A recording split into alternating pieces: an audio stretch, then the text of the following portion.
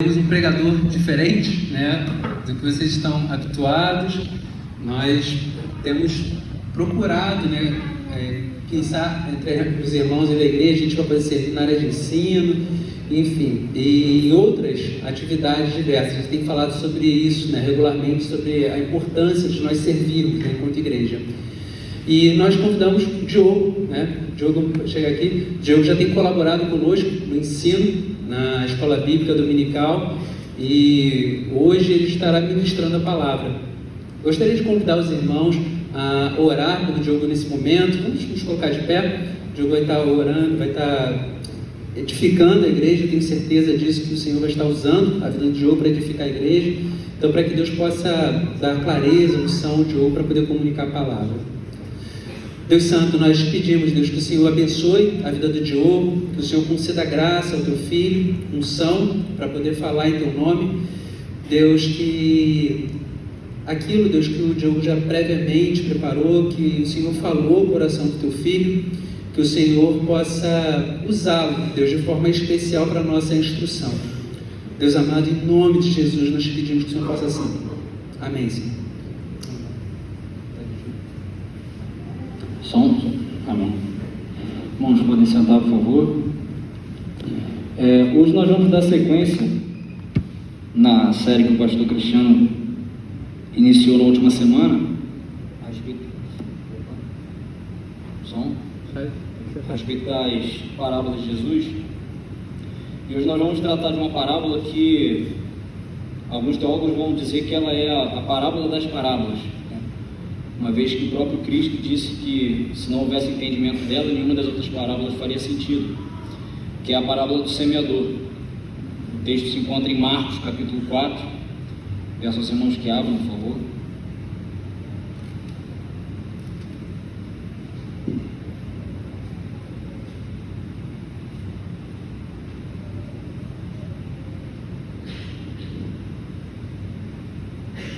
Peço aos irmãos que se coloquem de pé, por favor, para que nós façamos a leitura.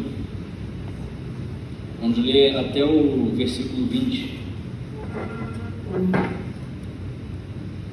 Diz assim a palavra de Deus. Jesus começou a ensinar outra vez à beira-mar, e uma numerosa multidão se reuniu em volta dele, de modo que entrou num barco, onde se assentou, afastando-se da praia. E todo o povo estava à beira-mar, na praia. Assim, ensinava-lhes muitas coisas por parábolas, e durante o seu ensino dizia: escutem, eis que o semeador saiu a semear, e ao semear, uma parte caiu à beira do caminho, e vieram as aves e a comeram. Outra parte caiu em solo rochoso, onde a terra era pouca, e logo nasceu, visto não ser profunda a terra. Saindo, porém, o sol a queimou, e porque não tinha raiz, secou-se. Outra parte caiu entre os espinhos, e os espinhos cresceram e a sufocaram, e não deu fruto. Outra, enfim, caiu em boa terra e deu fruto. A semente brotou, cresceu e produziu a 30, a 60 e a 100 por um. Jesus acrescentou: quem tem ouvidos para ouvir, ouça. Quando Jesus ficou só, os que estavam junto dele, com os 12, começaram a lhe fazer perguntas a respeito das parábolas. Jesus disse a eles: a vocês é dado conhecer o mistério do reino de Deus, mas aos de fora, tudo se ensina por meio de parábolas, para que vendo, vejam e não percebam, e ouvindo, ouçam e não entendam, para que não venham a se converter e sejam perdoados. Então Jesus lhes perguntou: se vocês não entendem essa parábola, como compreenderão todas as outras? O semeador semeia a palavra. Estes são os da beira do caminho, onde a palavra é semeada. Quando a ouvem, logo Satanás vem e tira a palavra semeada neles. E estes são os semeados em solo rochoso, os quais, ouvindo a palavra, logo a recebem com alegria. Mas eles não têm raiz em si mesmos, sendo de pouca duração. Quando chega a angústia ou a perseguição por causa da palavra, logo se escandalizam. Os outros, os semeados entre os espinhos, são os que ouvem a palavra, mas as preocupações deste mundo, a fascinação da riqueza e outras ambições aparecem e sufocam a palavra, e ela fica infrutífera. Os que foram semeados em boa terra são aqueles que ouvem a palavra e a recebem, frutificando a 30, a 60 e a 100 por um. Deus amado, estamos diante da tua palavra, Pedimos que Teu Espírito nos guie, Senhor, preparando nossos corações para compreender aquilo que o Senhor tem a nos ensinar. Em nome de Jesus. Amém. Podem sentar, por favor, irmãos. Os irmãos aqui, acredito que quase todos, né, sabem, eu sou casado com a Evelyn, e nós temos um relacionamento relativamente longo para a nossa idade. Nós começamos a namorar em 2012, e uma prática que a gente desenvolveu desde cedo, que eu considero muito benéfica, é que a gente compartilha muitas coisas, né? Ela vem de uma estrutura, né, um background completamente diferente do meu. Nós temos muitas coisas diferentes, divergentes, desde sempre, até por experiência de vida, mas a gente compartilha muitas coisas que a gente acha interessante, principalmente leituras. E um dos livros que ela compartilhou comigo, né, que foi ela que leu, não fui eu, que eu acho que a gente teve esse compartilhamento de forma mais rica e mais constante, foi o livro Temperamentos Transformados, do autor Tim LaHaye. O livro é muito interessante. O autor ele vai traçar, né, os 4 tipos de temperamentos, de personalidades, e vai mostrar como que esses temperamentos aparecem na Bíblia, como que o Espírito Santo geralmente age nesses temperamentos, trabalhando a santificação das pessoas que têm cada temperamento. E é muito engraçado que toda pessoa que lê e tem contato com esse livro, logo nas primeiras páginas começa a se identificar e a rotular todo mundo. Então a pessoa começa a ler: eu sou isso aqui, o fulano é isso aqui, ó, o fulano tem esse comportamento, o fulano é assado. Então é muito engraçado porque rapidamente a nossa mente começa a categorizar todo mundo quando a gente tem contato com esse conhecimento. Infelizmente, essa parábola por muitas vezes é tratada dessa forma, como se aqui Jesus estivesse categorizando pessoas de acordo com personalidades, de acordo com fatores natos que essas pessoas têm na sua pessoa, que fazem com que elas respondam de forma específica ao Evangelho. Mas não é disso que a parábola está tratando. Até porque muitas vezes quando a gente olha para o nosso temperamento, para a personalidade com a qual nós nascemos, a gente encontra práticas que para nós são muito mais simples e outras são muito mais difíceis do que pessoas que têm temperamentos diferentes. Só que isso não tira o fato que certas práticas podem ser pecaminosas e devem ser combatidas, e nós precisamos pedir a Deus para que essas práticas não venham à tona na nossa vida, porque estaremos pecando contra Deus, e outras nós precisamos tratar da forma que elas são. Se são virtudes, nós não devemos achar que são virtudes que nós temos por nós mesmos, mas sim porque Deus operou em nós de forma que nós conseguimos fazer algo que lhe agrade.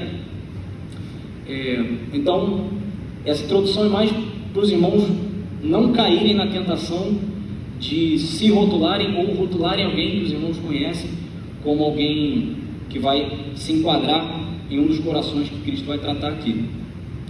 Agora, tratando mais especificamente do texto, o Evangelho de Marcos ele é bem diferente dos outros evangelhos, tanto que alguns teólogos têm até dificuldade, muitas vezes não enquadram Marcos em um evangelho sinótico, tal como Mateus e Lucas. Alguns acham Marcos bem diferente dos outros dois, porque Marcos ele tem um propósito fundamental de apresentar e defender o chamado universal de Jesus ao discipulado. Marcos ele escreve o evangelho passando para a escrita, transliterando aquilo que Pedro narrou a ele. Então, Pedro ele quer passar aos leitores dos escritos de Marcos um foco nos atos e na vida prática de Cristo e de seus discípulos. Então, quando a gente parte desse pressuposto, a gente entende que essa parábola ela traz para os ouvintes, para os leitores, e assim como para nós, a principal missão de cada cristão. Existe uma ordem que é dada através dessa palavra, principalmente quando a gente olha para o versículo 9, quando Cristo diz: quem tem ouvidos para ouvir, ouça. E é muito interessante porque quando Cristo trata essa parábola como a principal, ele reforça a ideia de que a missão que nós recebemos nessa parábola é a principal missão da igreja, que é a de semear a boa palavra de Deus, semear o anúncio do Evangelho. Cristo, ele é o semeador por excelência. Então nós devemos seguir os seus passos e ser fiéis ao que ele nos determinou para o avanço do seu reino. Infelizmente, hoje tem sido visto, e acredito que todos os irmãos aqui conheçam algum exemplo, de igrejas que acabam se colocando em um espectro extremo das valências que a igreja tem para exercer na sociedade. Em que sentido eu estou falando isso? A igreja, ela é o agente remidor do tempo. Paulo vai falar isso em suas cartas. Então nós estamos aqui para anunciar e avançar o reino de Deus para este mundo, trazendo para essa realidade a realidade futura que Cristo estabelecerá de maneira perfeita. Então a igreja, ela vai se posicionar em várias situações. A igreja, ela vai ser ativa em obras sociais, a igreja vai acolher os aflitos, os necessitados, e principalmente a igreja vai anunciar o Evangelho de Cristo. Acontece que, infelizmente, quando eu disse que as igrejas se colocam no espectro, nós temos às vezes igrejas que estão focando na parte ativa, social e horizontal da igreja, de fazer o bem social, o bem prático, e às vezes até para ter uma penetração mais facilitada nesse tipo de ambiente, o Evangelho acaba sendo relativizado. A semente que Deus nos deu para lançar não é lançada na sua pureza. Nós tentamos adaptar a semente de alguma forma para que seja mais fácil. E do outro espectro, nós temos às vezes igrejas que se afastam do contato com esse mundo, limitam a sua ação de remir esse tempo, mas são extremamente focadas na pregação do Evangelho, na fidelidade às Escrituras, e muitas vezes a gente acha que entre as duas opções não existe uma resposta clara, se a gente precisar optar por uma das duas, se a gente não conseguir chegar no equilíbrio. Só que existe. A opção clara que a igreja deve fazer é pela fidelidade na pregação do Evangelho. E por que isso? Porque nós não podemos esquecer que existem bens que são gerados pela igreja que não são exclusivos. Eles podem ser gerados por outras instituições. O bem social que a igreja gera, ele pode ser gerado por ONGs, por organizações independentes, por grupos espíritas, grupos de outras religiões. Eles podem fazer aquilo que a igreja faz nas suas ações sociais. Só que a salvação eterna em Cristo Jesus, mediante a fé, que resulta única e exclusivamente da pregação do Evangelho, não. Isso é prerrogativa específica, especial e exclusiva da igreja. O ministério da reconciliação é uma prerrogativa exclusiva da igreja de Cristo. Ele não franqueou essa graça e essa responsabilidade a qualquer pessoa fora do seu corpo, fora da igreja. Então, o primeiro ponto que nós precisamos ter em mente é que a parábola do semeador, ela não deve ser tratada por nós como algo distante da nossa realidade. Pelo contrário, aquilo que Jesus trata nesse texto deve ser, ou deveria ser, o nosso dia a dia. Lidar com o lançamento da semente, que é a palavra, o Evangelho, e ver, infelizmente, corações que não o aceitam e os corações que recebem de maneira humilde e obediente. Começando o texto, Marcos ele já diz que Jesus ele ensina à beira-mar. É muito interessante porque Jesus ele já tinha uma multidão que o seguia, então ele poderia sim fazer essa exposição, contar as parábolas, a interpretação da lei, numa sinagoga, por exemplo, no monte, como ele faz no Sermão do Monte, Mateus 5, que tem uma figura muito especial para o judeu. Ele seria visto de uma maneira muito respeitada por agir de determinada forma, por ensinar em determinado local. Só que Jesus ele não tem essa vaidade, ele não está preocupado com o quanto o ambiente é agradável ou o quanto o ambiente é preparado para receber esse momento. A pregação dele não é condicionada por fatores externos. O importante, o foco de Cristo está naquilo que ele tem para dizer, o conteúdo da sua mensagem. Dessa forma, assim como na parábola, Cristo ele ensina e ele segue uma tradição da época, que era de semear sem antes arar a terra. Nessa época eles tinham o costume de simplesmente lançar as sementes no campo, tanto que ela caía em vários terrenos, como Cristo diz aqui na parábola, e depois eles vinham com arado, de forma que aquela semente que já foi lançada e já estava no solo, ela caísse de forma mais profunda, conforme o arado passava pela terra. Então, Jesus, assim como ele lança sem arar a terra, a nossa preocupação principal não deve ser com se o ar-condicionado está ligado ou não, se a nossa parede está com a melhor das decorações, se a gente tem uma luz estroboscópica, se todos os músicos da banda estão presentes, se a gente pode botar um gelo seco, diminuir as luzes, deixar o ambiente mais preparado para conduzir as emoções dos nossos irmãos. Não. Cristo ele nos ensina a lançar a semente. O fato, o que ele quer, o que ele requer dos seus discípulos, o que ele está ensinando e o que ele fez, sendo ele nosso mestre semeador, é lançar a semente. O arado, arar a terra, prepará-la, cuidá-la, vem com o discipulado, vem com a caminhada. Hernandes Dias Lopes vai dizer que a praia era o templo e o barco era o púlpito. Nosso Senhor não teve qualquer vaidade ao expor a palavra do reino, ao exortar as pessoas ao arrependimento e à conversão. Então nós devemos seguir o seu caminho. John Charles Ryle foi bispo de Liverpool durante boa parte do século XIX.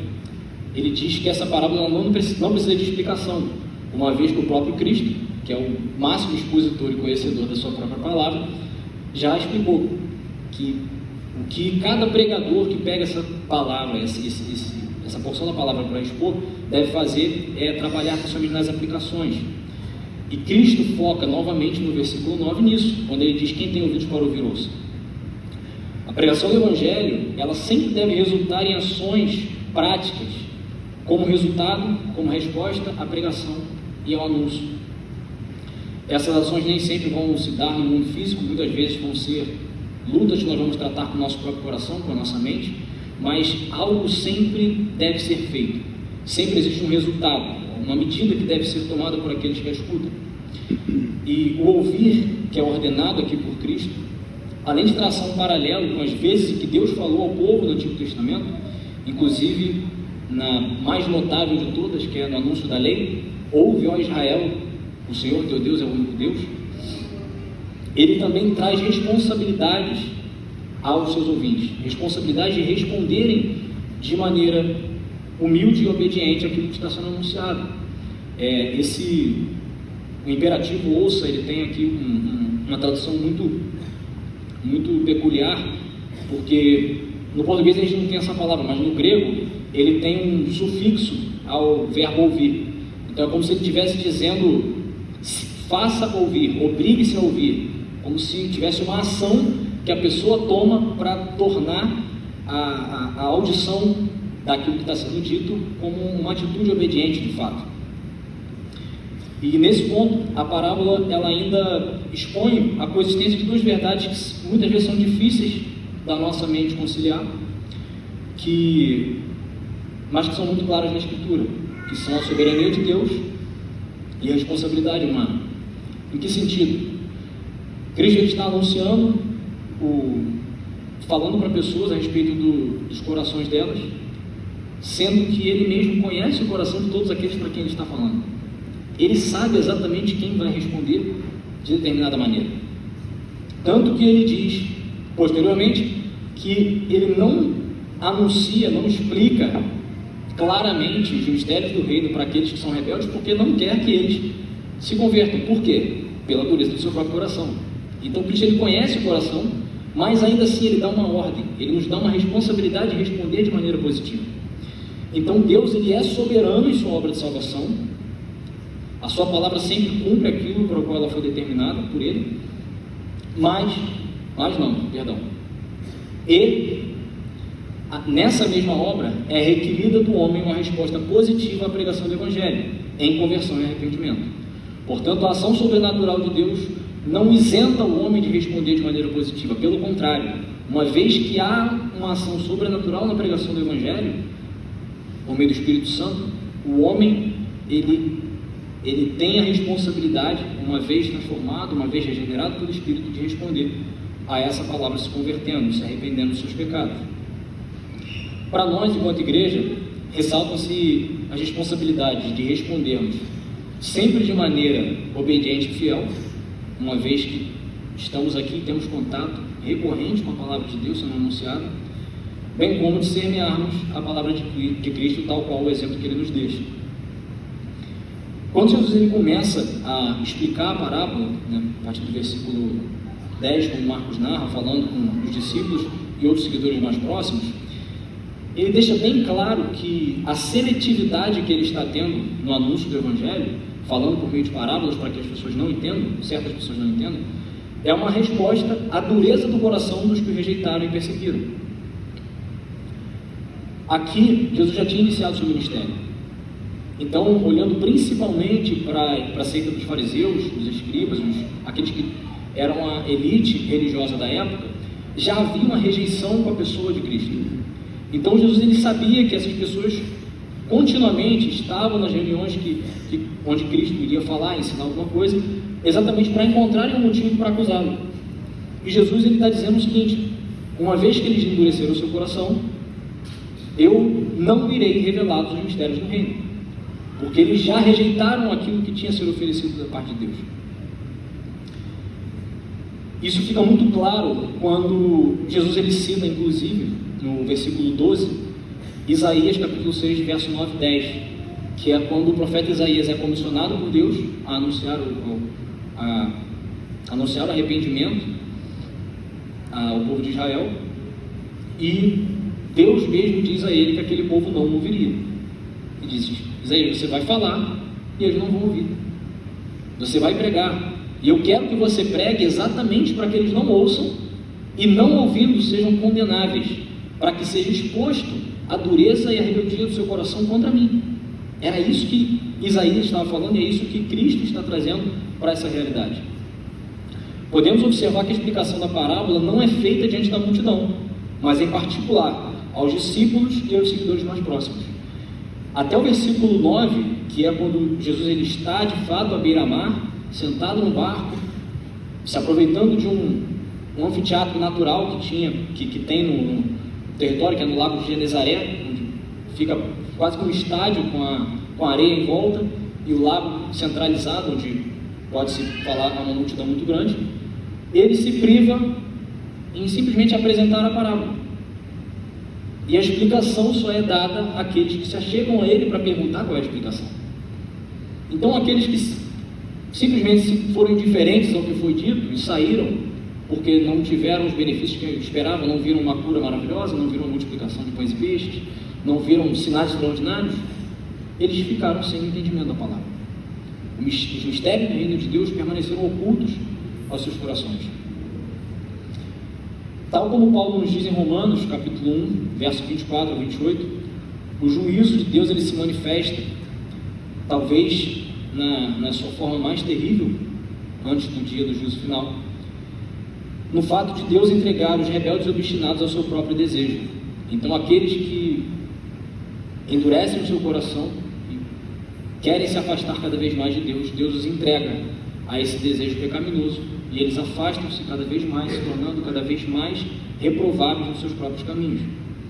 Quando Jesus comissiona os discípulos em Mateus 10, nós vemos o rigor com o qual é julgado aquele que nega a pregação do Evangelho.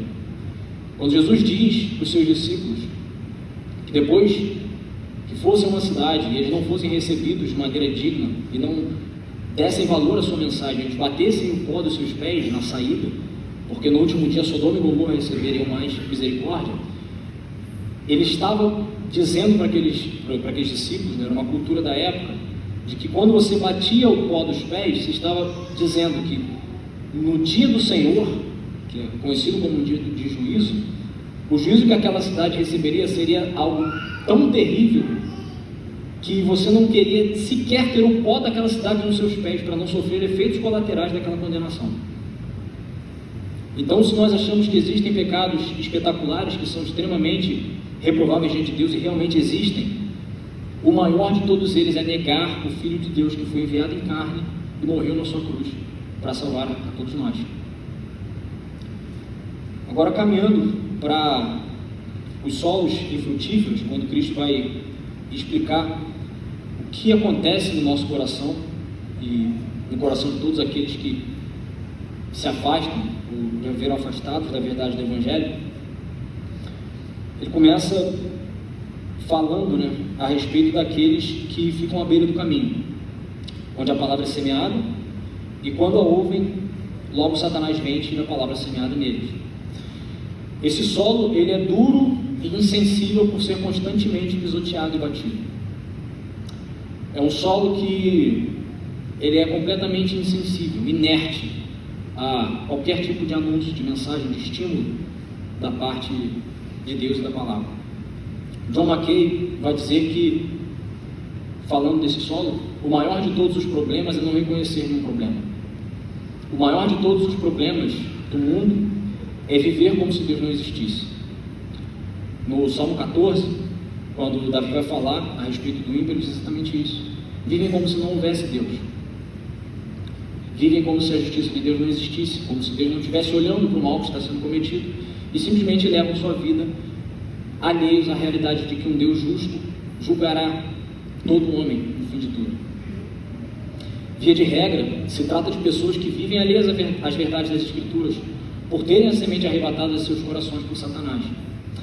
E aqui é extremamente perigoso nós temos uma leitura muito superficial desse texto, porque é muito fácil nós olharmos para esse caso do solo à beira do caminho e tratarmos como se nós estivéssemos completamente isentos de qualquer prática semelhante a essa. Então nós olhamos para uma realidade de uma igreja como a nossa, saudável, onde o evangelho é pregado sistematicamente, cultuamos, louvores são cristocêntricos, graças a Deus, temos comunhão com os irmãos, e nós acreditamos que é impossível ter entre nós qualquer pessoa que esteja nessa realidade. Charles Spurgeon vai dizer que não é bem assim, que inclusive pessoas acostumadas ao convívio religioso estão sujeitas a esse risco, de viverem alheias ao anúncio, às exortações, às chamadas que a palavra de Deus tem a nos dar. E diz o seguinte: é possível se acostumar a ouvir sermões e somente ouvi-los, nada mais, a tal ponto de o coração acabar morto, calejado ou descuidado. Assim como o cão do ferreiro que dorme enquanto as fagulhas voam perto do seu focinho, há pessoas que também cochilam e dormem espiritualmente sob o martelo da lei, enquanto as fagulhas da condenação passam voando, sem as assombrar nem abalar. Isso é muito triste, nós pensarmos, talvez alguns irmãos lembrem de pessoas com as quais viveram, que passaram anos às vezes no convívio religioso, ouvindo da palavra de Deus sendo pregada sistematicamente e simplesmente nunca demonstraram qualquer transformação, qualquer mudança, qualquer fruto de arrependimento. Isso é especialmente triste porque, como Jesus mesmo falou anteriormente, essas pessoas estão acumulando ira para si, porque quanto mais o privilégio da salvação lhes é apresentado e mais elas negam, mais condenáveis elas se tornam diante do próprio Deus. Além da inércia desse coração, ali Satanás rouba a semente lançada da mesma forma que fazem os pássaros com as sementes que ficam soltas no chão. Dessa maneira fica claro que a evangelização não é apenas um campo de semeadura, não é apenas uma prática feita por alguém vocacionado, talentoso, estudioso, que se prepara para isso. É um campo de batalha. O objetivo do inimigo das nossas almas é muito claro, é arrebatar toda e qualquer menção da palavra de Deus que possa ser feita aos nossos corações. Por isso que ele arrebata antes que o solo tenha antes que a semente tenha qualquer fixação ao solo. Então logo ela é lançada e fica solta, deriva no solo, ele a leva para longe. Se nós olharmos para o Éden, nós vamos ver que a estratégia primária que o diabo utilizou contra o homem, e hoje ainda encontramos de forma clara, trocar a semente do Evangelho por uma erva daninha que leve o homem ao devaneio de uma autonomia ou independência da parte de Deus, é uma arma letal do nosso adversário, bem como levar para longe do coração a verdade do Evangelho, ao entorpecê-lo com uma vida que ignora as realidades do reino de Deus. Em 2019, eu tive contato pessoalmente com um grande irmão em Cristo, que é o pastor Rafael Ribas, missionário em Portugal, e ele nos disse que ele não imaginava nunca que ele encontraria uma dificuldade do tamanho que ele encontrou para pregar o Evangelho da Europa. Porque ele falou, logicamente, a conjuntura, né, econômica, o bem-estar, a qualidade de vida é muito melhor do que, por exemplo, irmãos que fazem esse tipo de trabalho na África, ou até mesmo no nosso Brasil, em áreas inóspitas que nós temos, no norte do país, no Nordeste.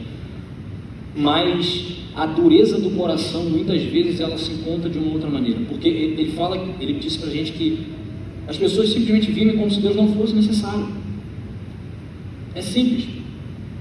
a primeira pessoa que ele foi pregar, ele estava junto com um pastor local que estava auxiliando ele, ele disse que ele começou a falar com a pessoa e a pessoa interrompeu em 2 minutos. Falou: não, cara, peraí, você quer falar de Deus? Para que eu preciso de Deus? Eu tenho uma vida estável, minha família está todo mundo saudável, ninguém tem problema, ganho meu dinheiro, faço minhas viagens, minha vida está ok, meu casamento está bom, não entendo para que Deus. Essa foi a resposta que ele recebeu. E essa resposta era dada sistematicamente quando era pregado o Evangelho. Isso já está acontecendo na Europa. Alguns dizem que parte dos Estados Unidos já caminha também para isso, que é uma era pós-cristã, onde simplesmente as pessoas acham que Deus é coisa de gente, sei lá, supersticiosa, gente que tem muita necessidade, gente que tem dificuldade na vida e precisam acreditar em algo a mais. Mas para nós que estamos muito bem, obrigado, classe média alta, nossa vida bem organizada, não precisa, não, Deus. Domingo eu lembro de Deus quando eu for na igreja. Durante a semana acho que eu não preciso dele. O solo raso, o coração superficial, que é o coração superficial, né, que Cristo vai dizer, são aqueles que são semeados em solo rochoso, os quais, ouvindo a palavra, logo a recebem com alegria, mas não têm raiz em si mesmos, sendo de pouca duração. Quando chega a angústia ou a perseguição por causa da palavra, logo se escandalizam. Para esse solo raso, 2 fatos saltam muito aos olhos. O primeiro é a sua resposta, que é aparentemente muito boa, muito rápida. A semente cai, ela já começa a crescer, aparentemente parece que vai brotar algum fruto ali, mas depois não brota. E o outro fato que salta aos olhos é o abandono, que é tão rápido quanto a resposta inicial. Nós temos visto, né, e esse fenômeno já é mais recente, não é algo tão antigo, isso acontecendo de maneira generalizada, se vocês forem, por exemplo, na rede social. Acredito que todos aqui conheçam pelo menos alguma grande celebridade que se declara cristã, que tem uma célula na sua casa, que segue um pastor, que curte, fala, gosta e tudo mais, mas que não apresenta qualquer tipo de arrependimento, não se retrata pelos seus pecados, não tem nenhuma transformação de vida, simplesmente vive da mesma maneira que vivia antes, mas agora tem um adendo na vida dela e ela acha que Jesus é esse adendo. E é interessante que Jesus ele vai falar algo maravilhoso aqui, que é que quando o sol sai, ele fala que quando o sol sai, ele a queima. E é interessante porque toda semente que nós plantamos necessita do sol para crescer. O sol ele é fundamental para a fotossíntese, para que a planta possa se desenvolver. Só que a fé falsa, que não tem raízes em Cristo, ela não permite que as dificuldades, as tribulações, que têm um caráter santificador no cristão, o amadureçam. Pelo contrário, para essas pessoas que a sua fé não é baseada no Cristo da cruz, mas sim no Jesus caricaturado pela cultura, elas não conseguem ter essas raízes. A sua carne está tão apegada aos pecados e a sua vida atual, que ela simplesmente coloca Jesus do lado de fora, enquanto lhe é conveniente, enquanto traz benefícios, enquanto é bonito, enquanto está na moda, enquanto é legal ser gospel. Mas a partir do momento que dificuldades se apresentam, que sacrifícios são requeridos, que as tribulações vêm, que a perseguição começa a vir por conta daquela profissão de fé, as pessoas se afastam. E isso revela para nós que se a vida que o sol traz gera neles morte, o caráter santificador e edificante das dificuldades, das tribulações, da perseguição do cristão, ele, em contrapartida, é um caráter expositor e condenatório aos inimigos. Como o próprio Cristo adverte em Lucas 14, 28, esses são os construtores que não calculam as despesas e nem verificam se têm os meios necessários para concluir a obra que uma vez iniciaram. A sua fé não foi construída em Cristo, mas em vantagens e benefícios imediatos que lhe foram oferecidos. Não possuem raízes profundas em si mesmos, como o próprio Cristo disse, e nem tem uma fé, uma profissão de fé que seja sustentável a longo prazo. O autor da carta aos Hebreus, no capítulo 6, ele faz pesadas advertências a respeito desses e traça para nós a terrível condição na qual eles se encontram, quando ele diz que é impossível que sejam renovados para arrependimento, porque estão crucificando novamente o Filho de Deus, o expondo à vergonha. Então é como se pessoas que vivem dessa forma e tentam ainda assim, como posso dizer, convencer alguma pessoa de que a sua fé é genuína, eles estão envergonhando o nome de Cristo, expondo o Cristo morto e ressurreto à vergonha. Por isso, são incapazes de resistir à perseguição e de fazer os sacrifícios que o discipulado lhes impõe. Porém, lembremos que o mesmo apóstolo João, que na sua epístola diz a respeito desses que nunca foram dos nossos, aqueles que de fato apostatam da fé, vivem dessa maneira, têm contato às vezes, aparentemente uma conversão, mas que se afastam da fé e apostatam, o apóstolo João na sua epístola vai dizer que eles nunca foram dos nossos, genuinamente nunca experimentaram da fé salvadora em Cristo. Porém, o mesmo apóstolo João é o que nos diz que os verdadeiramente chamados e eleitos por Deus jamais perecerão. É ele que narra Cristo em João capítulo 10 dizendo que ninguém jamais arrebatará os eleitos da mão do Senhor. Então, se a nossa fé de fato é uma fé genuína, se de fato nós fomos regenerados pelo Espírito Santo, de fato nós vivemos agora para Deus e temos a vida de Cristo em nós, jamais pereceremos, jamais abandonaremos de forma final a fé cristã, ainda que esse comportamento superficial muitas vezes possa ser encontrado, infelizmente, em nossas vidas. Caminhando para o último tipo de solo infrutífero, nós olhamos para aqueles que foram semeados entre os espinhos, que são os que ouvem a palavra, mas as preocupações desse mundo, a fascinação da riqueza e outras ambições aparecem e sufocam a palavra, deixando-a infrutífera. Aqui nós vemos a palavra sendo sufocada pelas preocupações do mundo, a fascinação das riquezas e as ambições.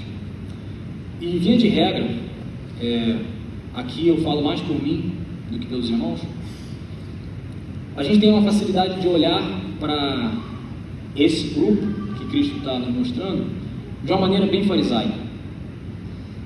Perdão, em que sentido? Nós olhamos alguém que uma vez estava na igreja, congregou conosco, mas se envolveu num relacionamento que não deveria e agora está distante da fé. Alguém que participava da igreja, no seu trabalho lhe foi oferecido um negócio ilícito, mas que lhe daria grandes lucros, ele entra nesse negócio, se afasta da igreja. Uma pessoa que é infiel no seu casamento, está no seu 7º, 8º, 9º, 17º casamento, e aí se afasta de igreja para igreja para tentar manter a sua prática sem ser coibida, sem ser condenada pelos seus irmãos em Cristo. E isso é um perigo muito grande para nós, porque nós acabamos olhando como se essa realidade fosse completamente distante de nós, como se fosse impossível nós, enquanto cristãos verdadeiros, sejamos pegos nesse tipo de prática pecaminosa. Então a gente acaba olhando para esses exemplos escandalosos e a gente se compara de forma a ter o nosso ego massageado. Então não, eu não sou desse tipo. Quem é desse tipo é o fulaninho que abandonou a igreja só para ganhar dinheiro, só para ficar famoso, só para viver com a antiga amante, só para, independente do qual seja. Mas, e se nós trocarmos as ofertas descaradas e claramente reprováveis nas quais essas pessoas caíram por ídolos que aparentemente são inofensivos ao nosso coração? E se nós pensarmos naquelas bênçãos que Deus nos deu, mas que nós estamos colocando assentadas no trono dele no nosso coração? A verdade é que facilmente nós podemos ser traídos por olharmos para Cristo não como nosso eterno Salvador e Senhor, mas como um facilitador, uma espécie de Papai Noel que existe apenas para servir aos nossos caprichos mundanos. Então, as mesmas fascinações das riquezas, as mesmas preocupações do mundo, as mesmas ambições que afastaram essas pessoas de maneira definitiva, muitas vezes nós estamos aqui flertando com esse pecado por conta de, aos nossos olhos, ser menos escandaloso. Assim, podemos nos iludir dentro de uma conjuntura religiosa e sermos gradualmente sufocados pelos cuidados do mundo, enquanto suprimimos gradualmente a verdade do Evangelho para que ela se torne menos confrontadora aos pecados que nós tentamos cultivar. Para o cristão, a sua identidade não é definida pelo que ele conquista nesse mundo ou pelo status que alcança, mas por quem ele é em Cristo e pelo que Cristo alcançou por ele na cruz. Então, quando nós começamos a ser traídos pelas ambições desse mundo, pelas ofertas, pela ambição das riquezas, pelas fascinações que nos são apresentadas, nós contamos com a ação do Espírito Santo para nos lembrar que nós não precisamos elevar o nosso nome ao posto mais alto. O nome de Cristo já está elevado àquele posto. O que nós precisamos é fazer com que as outras pessoas olhem para lá e o vejam. Nós não precisamos nos preocupar com o quanto a nossa identidade será atrelada ao que nós conquistamos. Nós vamos nos satisfazer plenamente naquilo que Cristo conquistou por nós na cruz, na sua ressurreição. O foco do cristão não é elevar o seu próprio nome, mas exaltar o nome de Jesus através da sua vida, mesmo que a despeito do seu próprio. Devemos aprender com João Batista, que ele cresça e eu diminua. João Batista estava crescendo, já era um nome conhecido na Judéia, pelo seu ministério, então ele batiza o seu primo. Primeiramente 2 dos seus discípulos vão segui-lo, depois todos os seus discípulos começam a seguir Jesus. Ele é preso e perguntam a ele: como é que você está com isso, João? Você estava aí, agora ninguém mais quer saber de você? Que ele cresça e diminua. Uma canção dos Arrais que eu acho maravilhosa, Coração, diz o seguinte: me esvazie de mim e desse mundo, que o meu nome morra com o meu corpo e que o de Cristo permaneça em tudo. Eu creio que essa deve ser a nossa oração, ainda mais diante das possibilidades que nós temos recebido, que nos são franqueadas, das bênçãos que Deus tem nos dado, que nós não olhemos para elas de maneira a transformá-las numa maldição a nós mesmos, mas sim sendo gratos por tudo aquilo que Deus nos deu e fazendo de cada meio, de cada bênção, de cada local que Deus nos coloca, de cada dádiva que Ele nos dá, dom com o qual Ele nos abençoa, um meio de exaltar o seu próprio nome, não o nosso. Logicamente, existem cristãos genuínos que são elevados a postos altíssimos, que são extremamente conhecidos, que os seus nomes são muito exaltados e devem ser, porque são pessoas aprovadas por Deus claramente. Porém, essa nunca deve ser a busca do cristão. Se isso acontece, isso é um efeito colateral. Isso é uma consequência benéfica da obra de anunciar e de expandir o reino de Deus nessa terra. Nos 3 corações infrutíferos, nós vemos a ação dos 3 grandes inimigos do cristão: o diabo, a carne e o mundo. Os 3 lutando contra a obra do Evangelho.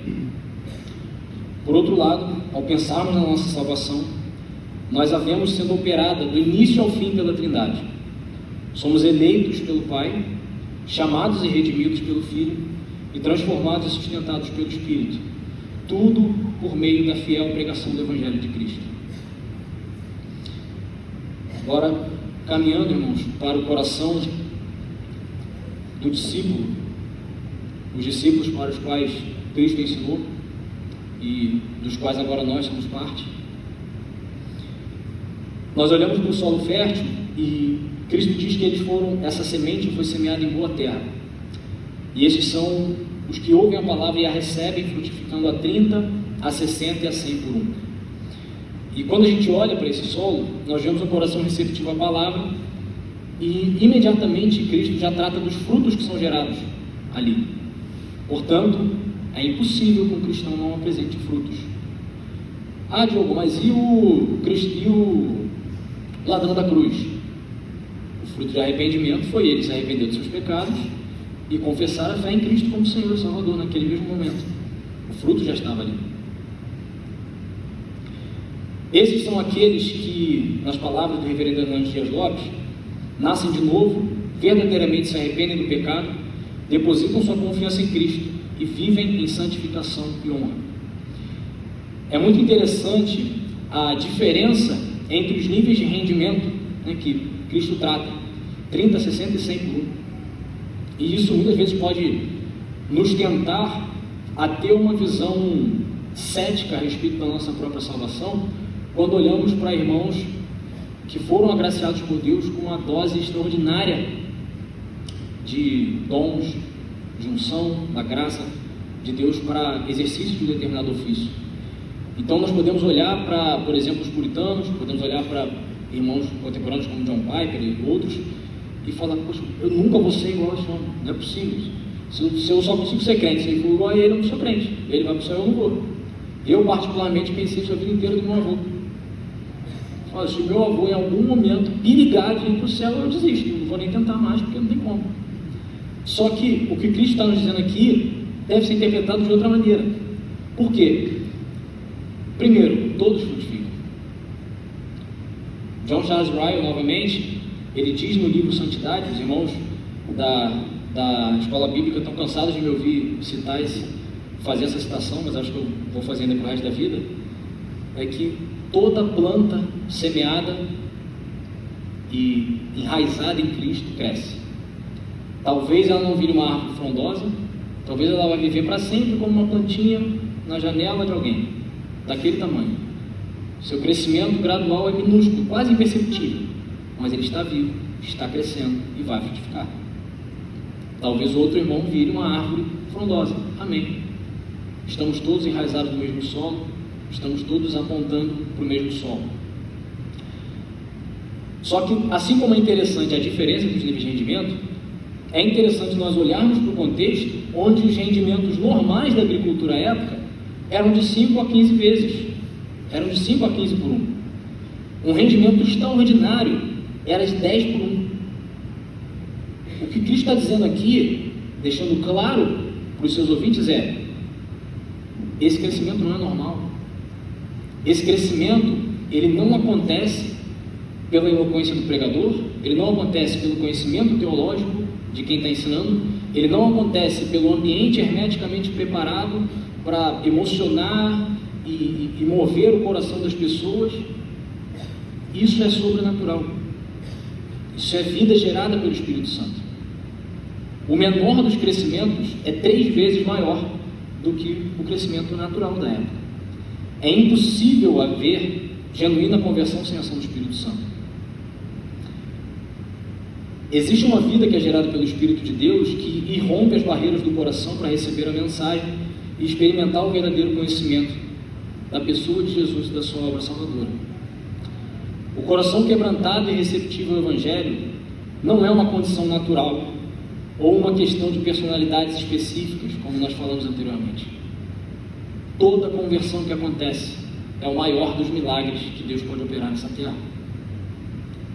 Se a gente tem inveja dos irmãos do Antigo Testamento que viam colunas de fogo, mares se abrindo, nuvens acompanhando, a nuvem da glória de Deus se manifestando no monte, o machado levitando e outras coisas, nada disso é mais sobrenatural do que a transformação no coração. Nós devemos ser eternamente gratos por toda vez que uma pessoa vem a Cristo Jesus genuinamente convencida da justiça, do pecado e do juízo. Eu creio que Jesus, aqui eu já estou caminhando para o fim, ele foca em destrinchar os sintomas dos corações infrutíferos aos discípulos, primeiro devido à missão que eles iriam receber de anunciar o Evangelho do Reino. Então é muito importante que nós tenhamos a noção, a ideia de que não é toda vez, pelo contrário, a Escritura vai nos dizer que é na minoria das vezes que a palavra do Evangelho pregada vai trazer os frutos que nós gostaríamos, trazer a conversão genuína. E os discípulos deveriam estar cientes disso. Eles também deveriam estar alertas às investidas dos nossos inimigos e ao conflito e à realidade de uma guerra espiritual que se envolve toda vez que o Evangelho é anunciado.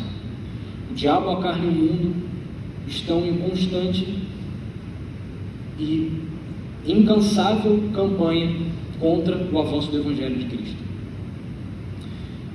E para mim, principalmente, pelo menos a principal aplicação que eu trago para o meu coração dessa palavra, é das tendências pecaminosas dos nossos corações. É fácil nós olharmos para esse sermão, onde de fato Cristo aqui estava tratando de pessoas que estariam caminhando distantes do reino de Deus, né? Ele estava endereçando essa palavra dos corações infrutíferos nesse momento para aqueles que claramente não o seguiam, né? Posteriormente nós vamos ver, como eu falei, autores hebreus e Paulo tratando de pessoas inclusive que estavam no convívio da igreja e que se apresentaram assim. Mas nós precisamos estar atentos às tendências pecaminosas dos nossos corações. A realidade teológica do já e do ainda não, de que nós já fomos salvos e perfeitamente justificados por Cristo, mas ainda não fomos totalmente libertos da influência do pecado, deve nos advertir de que nós podemos encontrar essas práticas na nossa vida ainda hoje. Nós não vamos olhar apenas para as últimas consequências, porque se realmente fomos salvos, não abandonaremos a fé, não cairemos da graça de Deus, não seremos abandonados e jamais pereceremos.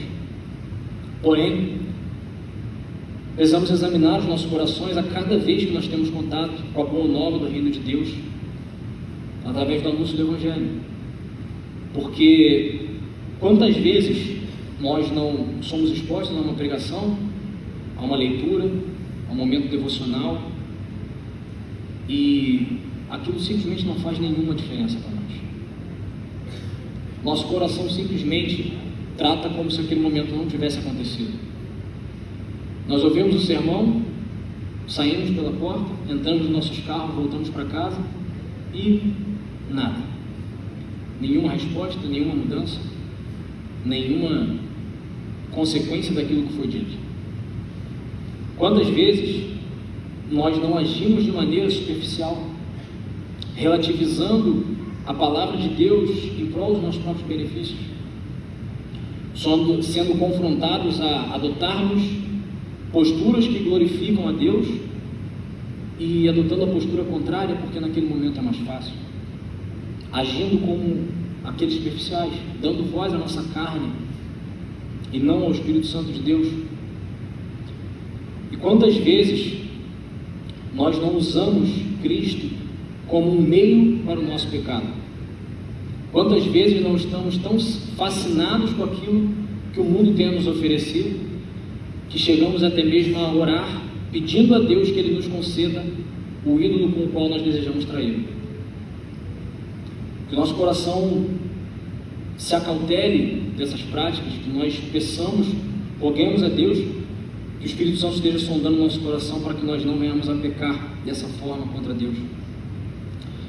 E acima de tudo, sejamos sempre gratos, pois todos nós somos por natureza como cada um dos solos infrutíferos. Cada um de nós que está aqui, que genuinamente crê e tem Cristo como seu eterno Salvador, é um milagre da graça de Deus. O próprio Cristo, conversando com Nicodemos, disse que se alguém não nascer de novo não pode ver o reino de Deus. Então, se estamos aqui, se contemplamos o reino de Deus e experimentamos a nossa vida de maneira genuína, devemos sempre ser gratos. Nunca devemos tratar isso de maneira corriqueira, normal. A obra mais maravilhosa da história do universo foi realizada e efetivada em nossa vida. Como nós celebramos hoje a nova aliança, o próprio Senhor transformou nossos corações de acordo com o anúncio da nova aliança feita pelo profeta Ezequiel, quando disse o seguinte: então aspergirei água pura sobre vocês, e vocês ficarão purificados. Eu os purificarei de todas as suas impurezas e de todos os seus ídolos. Eu lhes darei um coração novo, e porei dentro de vocês um espírito novo. Tirarei de vocês o coração de pedra, e lhes darei um coração de carne. Porei dentro de vocês o meu espírito, e farei com que andem nos meus estatutos, guardem e observem os meus juízos. Ezequiel 36, 25 a 27. Irmãos, nada é mais maravilhoso do que sabermos que o nosso solo foi arado pelo Senhor de toda a terra, que Cristo se afeiçoou a nós de tal forma que, sabendo da dureza do nosso coração, sabendo da obstinação com a qual nós responderíamos se Ele não operasse um milagre em nossas vidas, e Ele nos transforma, nos concedendo a vida eterna e nos dando a experimentar hoje das maravilhosas verdades do Seu Reino. Então, que sejamos gratos, que caminhemos acautelados dos nossos inimigos e das tendências pecaminosas do nosso coração, e sempre gratos e rogando a Deus para que cada uma dessas promessas que Ele nos fez na Sua Escritura venha a cabo, que vivamos de fato observando os Seus juízos, andando nos Seus estatutos, tendo a lei do Senhor no nosso coração, e assim desfrutemos cada vez mais da pessoa do Espírito Santo em nossas vidas, cada vez mais tenhamos o nosso caráter amadurecido e afeiçoado à pessoa de Cristo Jesus. Amém. Senhor Deus, te agradeço, Pai. Te peço que nesse momento o Teu Espírito Santo, Pai, trate no coração dos meus irmãos da maneira que lhe aprouver aquilo que foi dito. Se por acaso disse alguma coisa, Pai, que não provém de Ti, que não está de acordo com o que a Tua Escritura tem a ensinar, que não faça morada nos corações, nos ouvidos e nas mentes dos meus irmãos, mas que seja levado para longe pelo Teu Espírito Santo, e que seja cultivado apenas aquilo que nos fará nos apaixonarmos cada vez mais por Cristo, nos parecermos cada vez mais com o Senhor e amarmos cada vez mais a Tua obra. Em nome de Jesus. Amém.